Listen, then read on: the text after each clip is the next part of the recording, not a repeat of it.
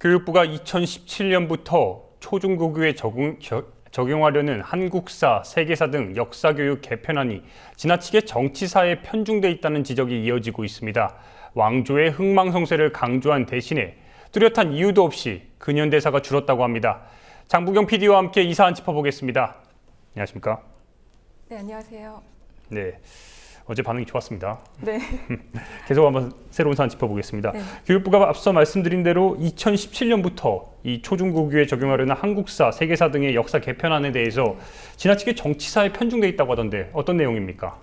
네, 역사교육연대회의가 어제 2015 역사과 교육과정 개정 시안 분석 공개 토론회를 열었는데요. 그 2015 교육과정 개정의 총론과 강론 발표가 임박했는데도 공론화 자리가 마련되지 않아 참다 못한 그 역사단체와 교사들이 먼저 나서서 만든 자리였습니다. 이 토론회에서 교육부가 지난 5월 12일 공개한 중학교 역사, 고등학교 한국사, 동아시아사, 세계사 등 그 4개 과목의 교육과정 개정 시안을 분석해보니 지나치게 정치사에 편중돼 있다는 등의 그런 지적들이 잇따랐습니다. 정치사에 편중돼 있다라. 네. 구체적으로 어떤 지적들이 이어졌는지 궁금한데요. 네. 우선 근현대사 부분이 줄었다고 합니다. 현재도 비중이 높지 않은 상태에서 더 줄어든 건데요. 관련 인터뷰 들어보시겠습니다. 근현대사 비중이 많이 줄어들었어요. 그러니까 그 선사시대부터 시작해서 현대까지를 배우게 되는데 지금 아이들이 배우고 있는 거에서는 전근대와 근현대의 비율이 약 5대5 정도 됐어요. 그리고 그 앞에 교육과정은 그보다 더 많았죠. 근현대가. 그런데 이번에는 더 줄여가지고 전근대가 6이고 근현대가 4로 됐어요. 뚜렷한 이유도 없이 굉장히 중요한 근현대사가 계속 줄어들고 있다. 이번만 줄어든 것이 아니라 이전에도 줄었고 계속 줄어들고 있다. 1910년 이후로. 이건 역사교육을 고민하는 쪽에서 보면 굉장히 걱정스러운 일인 거죠. 네, 자세히 보면 이렇게 한국사는 초등학교 5학년 2학기 사회, 중학교 역사, 고교 한국사 시간에 가르칩니다. 초등학교 과정에서는 인물 소재의 그 정치사를 배우는데요.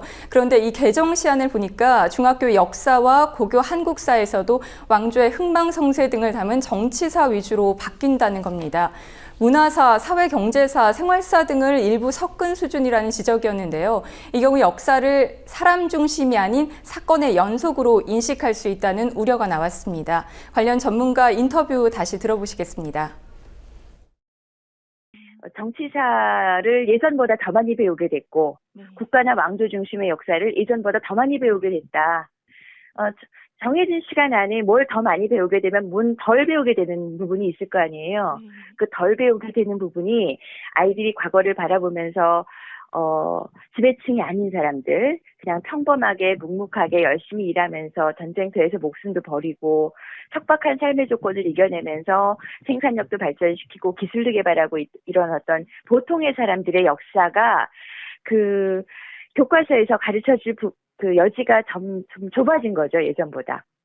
왕조 중심의 사건사나 지배층 중심의 역사나 어떤 전쟁사나 이런 것들이 많아지면 상대적으로 다른 부분의 역사들이 줄어들게 되는데 이제 그걸 저희들은 사회경제사 이렇게 얘기를 하거든요. 그러다 보면 아이들은 역사는 그냥 국가가 일어나고 망하는 이야기인가 보다. 그리고 지배층들이 어떻게 변화했는가에 대한 이야기인가 보다. 왜곡하고 어떻게 전쟁했는가에 대한 이야기인가 보다라고 생각하지. 사람들이 굉장히 열심히 일해서 발전시켜온 역사로구나. 발전시켜온 사람들의 이야기의 역사로구나. 그렇기 때문에 나도 열심히 살아야 되겠구나. 이런 생각을 하기가 어려워질 수도 있죠. 그래서 그런 걸 걱정하는 목소리가 높았던 거고요. 네, 과거 국정교과서의 지배층 중심 서술이 빚은 폐해를 되풀이하고 역사적 사건과 그 학생의 삶을 연결짓는 그 역사교육의 분량을 놓칠 그런 위험이 있다는 우려가 나오고 있습니다. 그런데 문제는 세계사 교육도 취약해진다고 하던데 어떻습니까? 네, 중학교 역사는 대부분 학생들이 세계사를 배우는 그 마지막 기회나 마찬가지인데요. 동남아, 남아메리카 관련 서술이 제외됐고 한국사와 세계사의 단원들도 섞여 있다는 지적들이 나왔습니다. 다문화 사회로 가는 추세와도 어긋나고 학습 내용 익히기도 더 어렵게 될 것이라고 우려했습니다. 네, 근데 문제는 이 네. 역사 과목뿐만 아니라 2015 교육과정 개정이 전반적으로 문제가 많다는 지적이 있습니다. 설명해 주시죠. 네. 2015 교육과정 개정이 거꾸로 가고 있다. 이런 지적들이 커지고 있습니다. 문이과 통합, 학습량 감축, 현장 목소리 반영이라는 그런 세 가지 목표와 약속을 했었지만 지켜지지가 않고 있는데요. 올해 초 대통령 업무보고 때만 해도 문이과 통합형 교육과정 개정임을 내세웠던 교육부가 최근에는 그 문이과 통합형이라는 말을 은근슬쩍 빼고 2015 교육과정 개정이라고 부르고 있습니다. 학습량 감축 역시 수학 학습량을 20% 정도 줄이겠다는 교육부 약속도 전혀 지켜지지 않고 있습니다. 도대체 왜 이렇게 문제들이 네. 계속 발생하는 겁니까? 네. 돌발적으로 진행이 됐다 이런 지적들인데요. 첫 개정 언급은 2년 전인 2013년 8월 28일 교육부가 대입 전형 간소화 및 대입 제도 발전 방안을 발표하는 그 자리에서 나왔습니다. 당시 교육부가 내놓은 대입 간소화 방안은 주목받지 못하고 문이과 통합 문제로 관심이 집중이 됐는데요. 대입 전형과 수능에서 생긴 문제였지만 정작 교육부는 결국 수능을 바꾸기 위해선 교육과정을 바꿔야 한다는 이유로 문이과 통합형 교육과정 개정에 들어갔습니다. 하지만 교육부가 수능 개선안 발표를 2017년 말로 미뤘고요. 현재는 교육과정 개정을 주도했던 서남수 전 교육부 장관도 떠난 상태입니다. 또 지나치게 짧은 기간을 두고 연이은 교육과정을 바꾼 건 역시 문제인데요. 관련 인터뷰 들어보시겠습니다. 보통 교육과정을 한번 만들어서 적용하고 시행하는 데는 10년씩 걸리는 경우들도 있어요. 또 하다 보면 그런데 우리는 지금 어쨌든 정부가 바뀔 때마다 교육과정을 개정을 하고 만들어진 교육과정이 그냥 교과서로 만들어져가지고 바로 들어가는 게 아니라 한 번 교육과정이 2011이라고 만들어지면 그게 완전히 초등학교 1학년부터 고등학교 3학년까지 다 들어가는 데는 시간이 걸려요. 그래서 2011 교육과정이 현장에 완전히 들어가는 게 2016년이에요.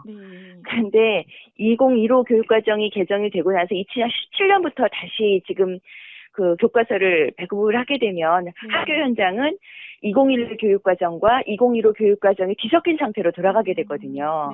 근데 이게 이번만 그런 게 아니라 2010년 이후부터 계속 이러고 있어요. 그렇기 때문에 역사교육뿐 아니라 학교 현장, 초중고등학교 전체가 지금 연달아서 2년 만에 한 번씩 교육과정에 따른 교과서들이 새로 들어가게 되니까 몸살을 앓고 있죠. 그런 점에서 교육은 백년지대계라고 하는데 지금 우리나라 교육정책은 10년지대계도 안 되는 거죠. 네, 혼선에 혼선을 거듭하고 있는 교육정책. 과연 누가 진짜 혜택을 받고 피해를 받을지 앞으로도 지켜보겠습니다. 장국영 PD 고생하셨습니다. 네, 수고하셨습니다.